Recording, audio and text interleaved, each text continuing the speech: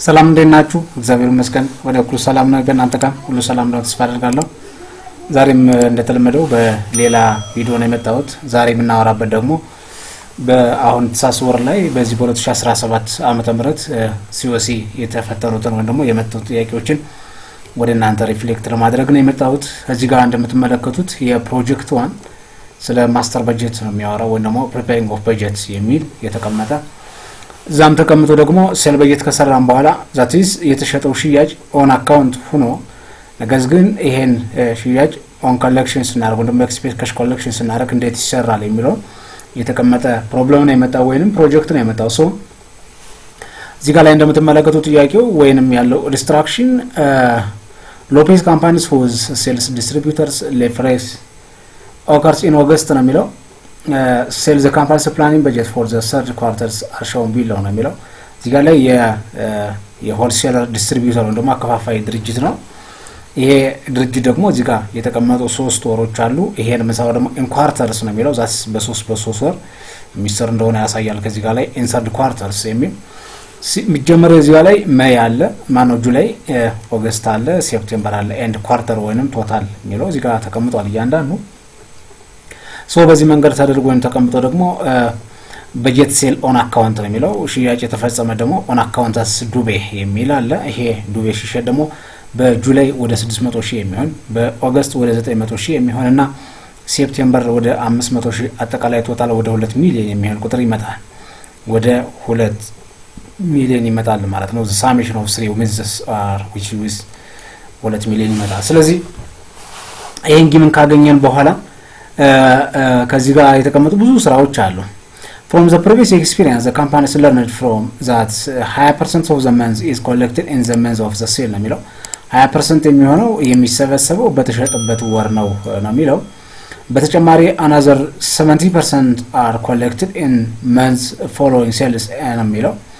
እንደገና ቀሪውና ከ20% በተጨማሪ 70% የሚሆነው ደግሞ የሚሰበሰበው እንኳን ታረቁት in the following months ነው የሚለው። ለምሳሌ ጁላይ የሚሰበሰብ ከሆነ የጁላይ the following ማን ነው ኦገስት the following ማን ነው ሴፕቴምበር እያሉ የሚሄድበት መንገድ 70% በዚህ መንገድ ይሰበሰባል ነው የሚለው። ሶ ሌላኛውና ከዚህ የተቀመጠው ደግሞ remaining 10% አመት ወር ደግሞ are collected in the second months of sale ነው የሚለው። ቀሪዋ 10% ደግሞ ከሁለተኛው ወር አልፋ የሁለተኛው ወር ሶስተኛው ወር the second months ነው የሚለው። the second months for the following sales so receive ደግሞ ኮሌክት እናደርጋለን የሚል የተቀመጡ ሐሳቦች አሉ። ሶ bad debt are negligible and can be ignored ነው የሚለው። bad debt የሚባል ለዛ ሰርቱ be 100% ኮሌክት እንዳደረግና እንደሰበሰብን ያሳየናል። ምንም አይነት bad debt የሚባል ደግሞ uncollectible የሚባል እዚህ ጋር የለም። ከጁላይ ኦገስትና ሴፕቴምበር ከመሰጠቱ በፊት ሜይ ላይ ወይም ግንቦት ወር የሚለው ወደ 430 የተሸጠ ወይም ቶታል ሴል አለ። እንዲሁም ጁን ሰኔ ላይ ቶታል ሴል ወደ 540,000 ያህል ጊቭ ተሰጥቶናል። ሶ based on this given we can calculate the following tasks እንሰራለን። የመጀመሪያው ታስክ ምንድነው የሚለው prepare the schedules of cash expected cash collection from the sales by months and in total of third quarters ነው የሚለው።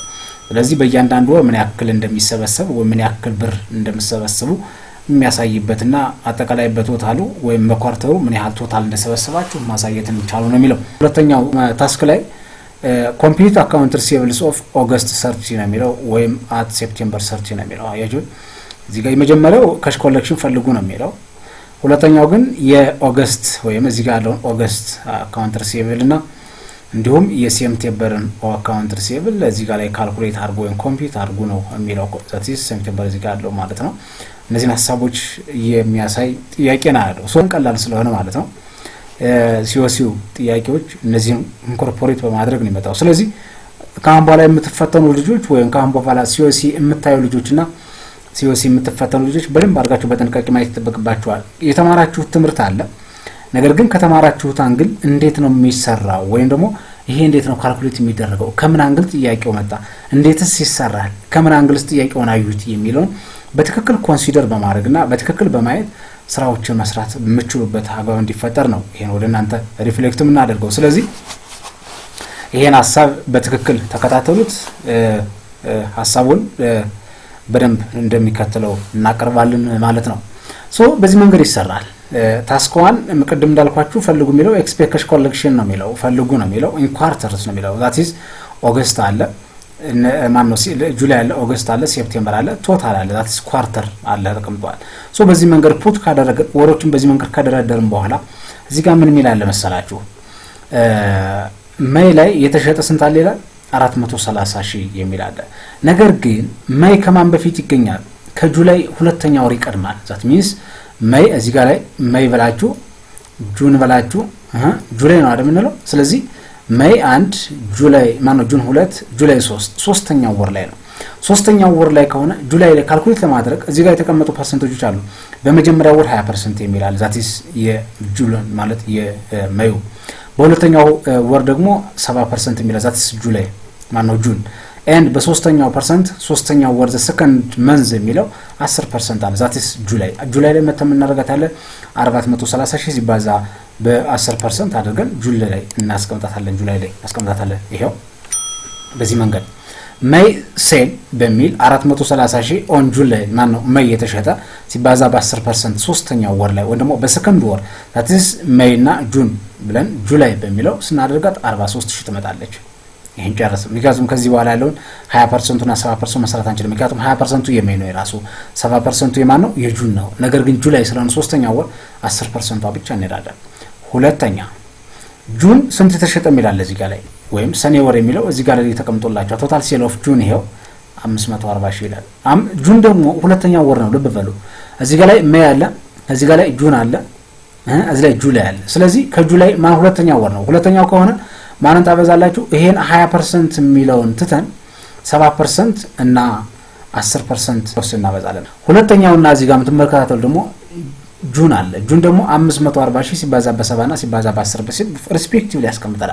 ይሄ ማለት ደግሞ እዚህ ጋር ላይ ሜይ አለ ቅድም የ10%ን አመተን ለጁላይ ሰርተናል ከሶስተኛው ወር ስለሆነ እዚህ 20 ብናደርጉት እዚህ 70 ብናደርጉት እዚህ 10 ነው የሚመጣው ጁን ደግሞ ከዚህ ጋር አለ ጁን ከዚህ ጋር ካለ ስንቱን እናነሳለን 20ን ዘላትና 70%ን እና 10%ን በትክክል እዚህ ጋር እንሰራለን የሁለቱን እንሰራለን ማለት ነው ምክንያቱም 3 ወር የተቀመጠው that is 20% በተሸጠበት ወር የተሸጠበት ወር ማን ነው እዚህ ጋር እንደምትመለከቱት ኦገስት ማን ነው ጁላይ ላይ የምንሰራው ነገር ግን ጁን የሚል እዚህ ጋር ላይ ያሉትን ሁለቶችን ብቻ እንሰራለን የ70% እና የ10% ብቻ እዚህ ጋር ካልኩሌት አድርገን ይላል because ወደ ኋላ ስለቀሩ ማለት ነው ነገር ግን እኛ የምንጀምረው ስራችን እንዴት ነው ጁላይ ላይ ስለሆነ ስለዚህ 20% ማን ነው 70% ሲባዛ በ540,000 and 10% ሲባዛ በ540,000 አድርገን እንሰራለን ይሄው 540,000 ሲባዛ በ7 ወደ 378,000 ያክል ይመጣል በተጨማሪ 10% ሲባዛ በ540,000 ወደ ማን ይመጣል 400 ማን ነው 54,000 ያክል ይመጣል ስለዚህ ሁሉ መውሰድ ነው 43,000 ኳርተር ላይ ነው ስለዚህ እንደምበር 378,000 ሲደመር 54,000 ወደ 432,000 ያክል ይመጣል ወደፊት ነው ስን ኳርተር ላይ እንበላለን ሶ ከዚህ ከደረስን በኋላ አጠቃላይ ሜይ እና ጁን ወደ የተሰጡንን ቀድሞ የተሰጡን ወር በዚህ መንገድ ሰርተን ከጨረስን በኋላ ማን እንሰራለን ጁላይ እንሰራለን ትክክለኛ የተሰጠነው ነው ወይንም እዚህ ጋር የተቀመጠው ትክክለኛው ወሩን እንሰራለን ይሄ ሲሰራ ደግሞ 20% የሚሆነው በተሸጠበት በጁላይ ይሰበሰባል 70% ደግሞ በሚቀጥለው ወር ስለተባለ ኦገስት ይሰበሰባል 10% ደግሞ በሰከንድ በሁለተኛው ወር ስለተባለ ሴፕቴምበር ላይ ይሰበሰባል ያል እንሄዳለን ማለት ነው ስለዚህ በዚህ መንገድ ከሆነ ጁላይ የተሸጠ 600,000 የሚል አለ 600,000 ሲባዛ በ20% በራሱ በተሸጠበት ወር that is 120,000 ያክል ታገኛላችሁ ይሄው እንደገና 70% በሚቀጥለው ወር ስለተባላችሁ ኦገስት ላይ ይሄዳል that is 600,000 ሲባዛ በ70% ወደ 420,000 ያክል ይመጣል በተጨማሪ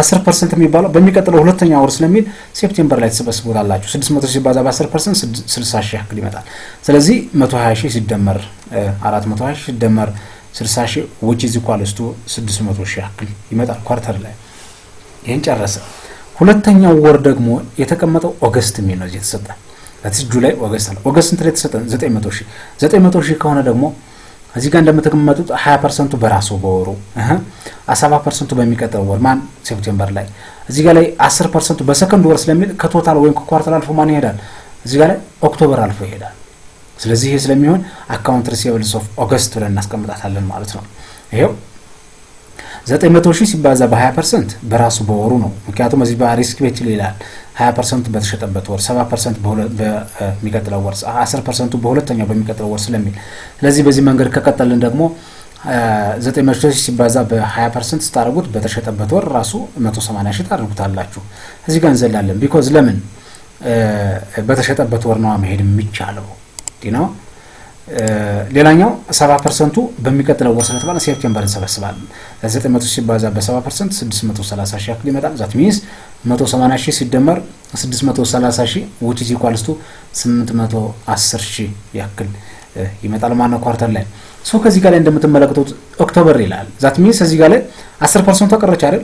10ን አባዛን 10ን አባዛን በእያንዳንዱ ወር ነገር ግን 10 አቀረች 10 ምን ትሆናለች? አካውንት ሪሲቨብል ትሆናለች።